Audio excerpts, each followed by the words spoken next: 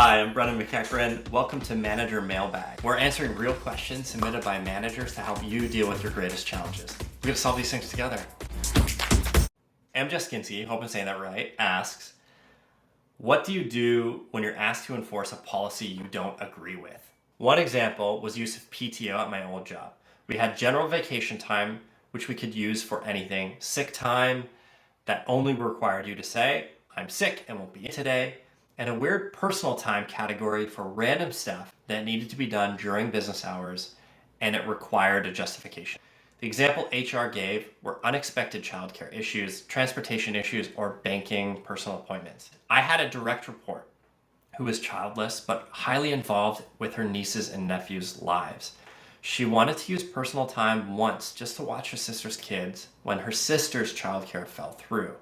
I initially told her that sounded like personal time and would apply, but our director in HR made a big deal out of it and told me to tell her that it could only be used for vacation time. In general, the company was very family friendly, and I was really disappointed I had to enforce a policy that someone's own children are the only family that mattered. Recently, we just saw the news just went a little wild over Apple's director of AI resigning in protest over the return to work policy. Completely disagreed with it, didn't want to take it to the team, didn't want to enforce it with the team, and said, that's it, I'm out of here. You can have someone else enforce your crazy, wacky policies. That one act of protest didn't change the policy, but it caused a media stir, and that media stir and then subsequent uprising did change the policy. Probably shouldn't do that. It's pretty extreme. It's actually more often than I've been on the other end. I've been like the bad person than the manager in this situation. So to put myself in the shoes of the HR and director who are kind of making your life miserable here, like here's why I've accidentally made other people's lives miserable in this situation. Typically, I actually don't want policies. As like CEO, founder of the company, my policy I want is everyone to be responsible, reasonable adults and just make good decisions. And that's like the ultimate policy I want. Unfortunately, things come in and policies have to be put in place, and I kind of reluctantly agree to them. However, I think the policy is kind of failing in two ways here. So if I'm reflecting on the policy you've communicated to us, I think the idea of the policy is to make them not subjective, make them a little bit more objective, and to make them very, very clear. They should allow the organization to scale decision making, right? So instead of every single time someone wants a day off, they have to go through me, the policy should help them deal with that on their own. It obviously failed in scaling decision making, right? Like you made the decision, you communicated to your team, they then caught wind of it, they made a different decision, they had to communicate that to you, they had to communicate to the team. It's highly inefficient. But if we look at like why did the director and why did HR get involved, I think it's probably one of two things. One is that policy is still under iteration and still needs work, and it's not perfect and they know that, so they're trying to fix gaps as they see them. That might just not be clear. You might be used to, or they might have communicated that it's set, and it might be a little bit still unset. The second thing that might have caused alarm bells all over the place is that it's setting a precedent. They don't want this to set a precedent that the policy now says you can take time off work to hang out with your friends and family. And that's considered personal time. And that might be really alarming to someone in HR and really alarming to a director, because this one high performer on your team, totally fine.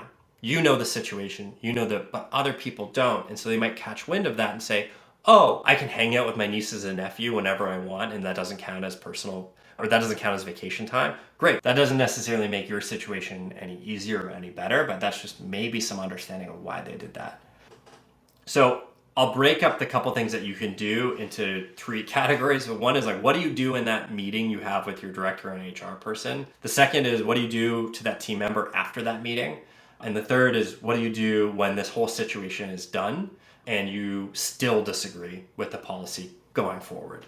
So in that meeting, it's totally okay to make your stance known. You can go in with your director and HR and say, I disagree with the decision you guys are making here. They might completely disagree with you, might have a little bit of debate, that's okay. But it's okay to make your stance known on that.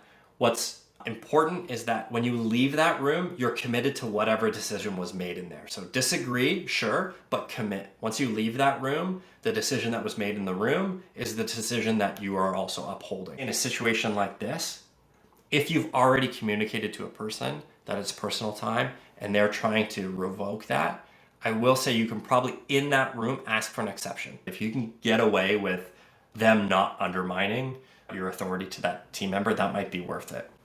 Like I said, after the meeting, you're going to talk to this person. You have to communicate whatever decision was made. Basically, your only other option is to resign in protest of the decision that was made, right? That's A and B. But after that situation is over, I think a lot of people just get like demotivated and move on. I would say as a manager, you have one next thing you can do, which is changing that policy going forward. You might not be able to change the policy in that limited amount of time that you have between when your team member has to actually look after their niece and nephew.